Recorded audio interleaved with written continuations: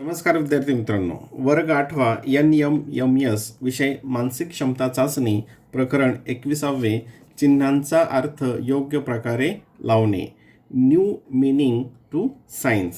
आता याच्यामध्ये जे साईन आहेत, जे चिन्ह दिलेले आहेत, त्या चिन्हांचा अर्थ वेगवेगळ्या प्रकारे इथे लावायचा आहे आणि दिलेली उदाहरणं आपल्याला सोडवायची आहेत. आपण प्रत्यक्ष उदाहरण बघूयात.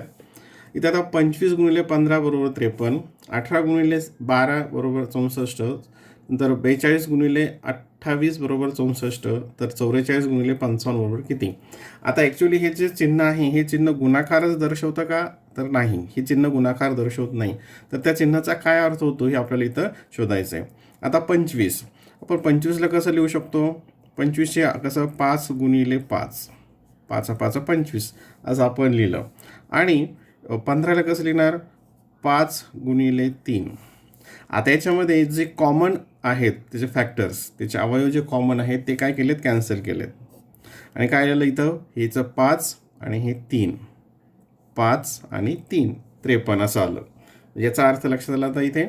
आता याच्यामध्ये 18 याला पण 6 त्रिक 18 आणि 6 दुने 12, 6 त्रिक 18, 6 दुने 12. आता याच्यामध्ये इथं काय होतं आहे?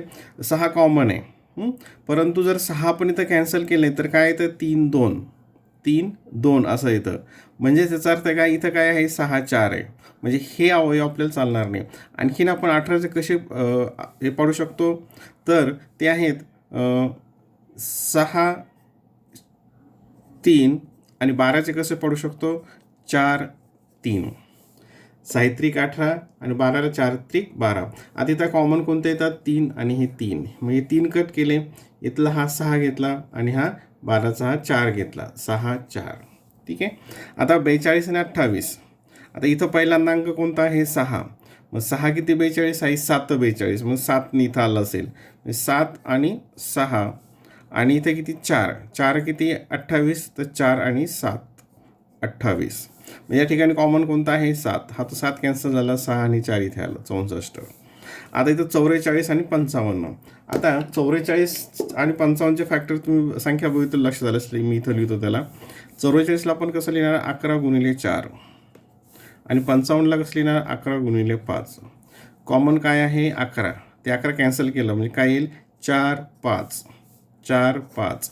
पर्याय क्रमांक 3. पर्याय क्रमांक 3. प्रश्न क्रमांक 2. 4 × 9 म्हणजे 4 9 गुणिले आता म्हणणार नाही, कारण याचा अर्थ गुणिले इथं होत नाही, हे तुमच्या लक्षात आलं असेल. 2 3, 25 16चं 5 4, 64 36 8 6, तर 49 आणि 25चं किती? आता हे जर तुम्ही अंक पाहिले, संख्या पाहिल्या, जर तुमच्या लक्षात दिल्या सगळ्या पूर्ण वर्ग संख्या आहेत. ह्या काय आहेत? पूर्ण वर्ग संख्या, परफेक्ट स्क्वेअर आहेत. मग 4चं वर्गमूळ स्क्वेअर रूट किती येतं? 2. आणि किती येतं त्याचं? 3चं वर्गमूळ, 9चं वर्गमूळ येतं 3. म्हणजे 2 3, इथं 2 3 आलं. त्याचप्रमाणे 25 याचं वर्गमूळ 5, याचं वर्गमूळ 4, 5 4 असं आलं.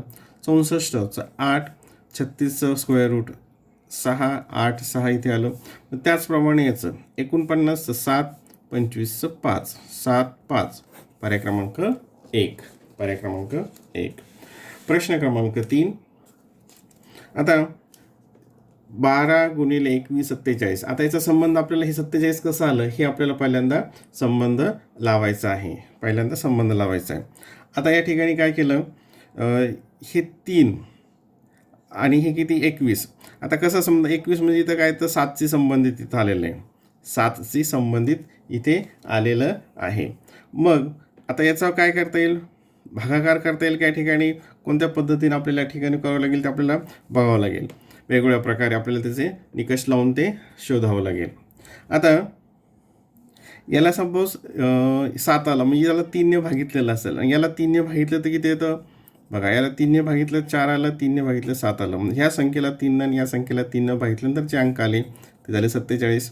आता इथं 6 आहे, मग इथं 3ने भागितलं किती येतं? 3 6 18. याला 3ने भागितलं, 3 8 24, 6 8 आलं. इथे 3ने भागितलं, 3 9 27. याला 3ने भागितलं, 3 5 15, म्हणजे 9 5 आलं. आता या ठिकाणी 3ने भागितलं, 3 त्रिक 9 आणि याला 3ने भागितलं, 3 2 6. किती जाते? 3 2. पर्याय क्रमांक 1. पर्याय क्रमांक 1. असे वेगवेगळ्या प्रकारचे निकष लावून आपल्याला हे उदाहरणं सोडवावे लागतात. प्रश्न क्रमांक 4. आता इथे हे 9 आलं आहे. आता इथं असं काय कोणती क्रिया केली असेल की 9 येईल? काय काय करता येऊ शकतं? याचं बेरीज 5 अंकांची बेरीज येते काय, किंवा मग याला भागितलं किती येतं? 7. बेस 7 = 14. मग आता इथं बघायचं भागाकार बघा. इथं मी थोडंसं खाली घेतो. या पहिल्या उदाहरणामध्ये बघूयात आपण. 2 ने 14ला भागितलं, बेस 7 = 14, 0 0 भागाकार 7 आला. हे 9 इथं काय दिसतंय तर हा भाजक आणि त्याचा आलेला भागाकार, डिव्हायझर आणि त्याचा कोशंट यांची बेरीज इथं 9 आली आहे.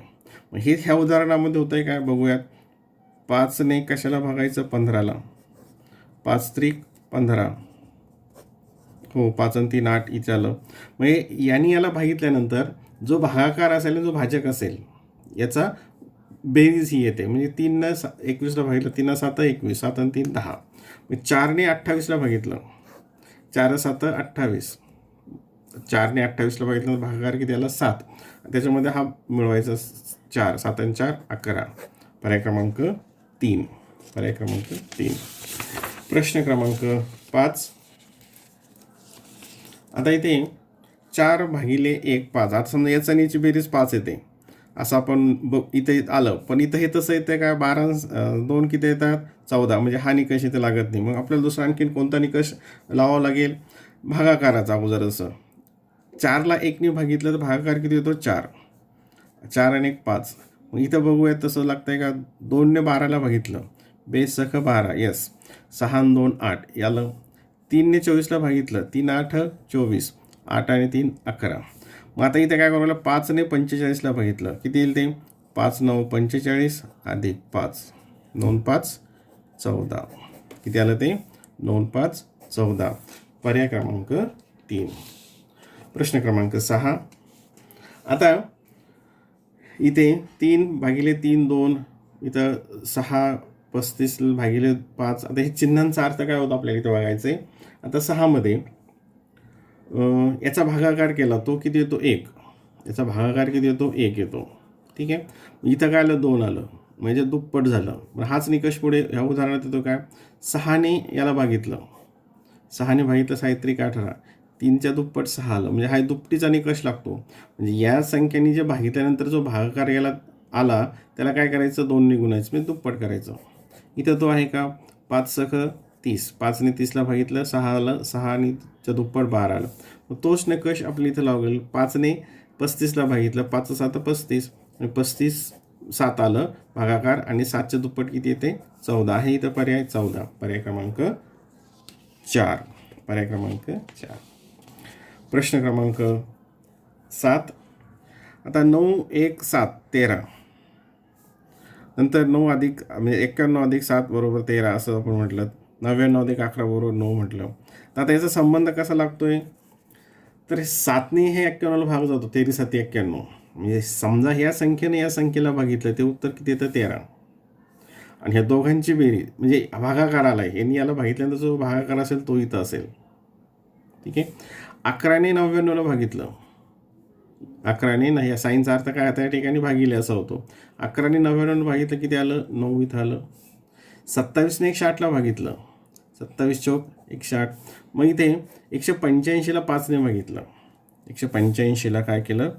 5 ने भागितलं. तर किती येतं ते? मग 5 त्रिक 15, 8तून 5 गेले, 3 वरून घेतले 5 5 7 35. किती भागाकाराला? 37. म्हणजे इथं आहे 37. पर्याय क्रमांक 1 हे त्याचं उत्तर असेल. लक्षात येत असेल तुमच्या. आता हे प्रश्न क्रमांक 8. 16 गुणिले 12 बरोबर 43. आता इथं आपल्याला ह्या गुणाकाराचा काय अर्थ आहे ते बघायचं आहे.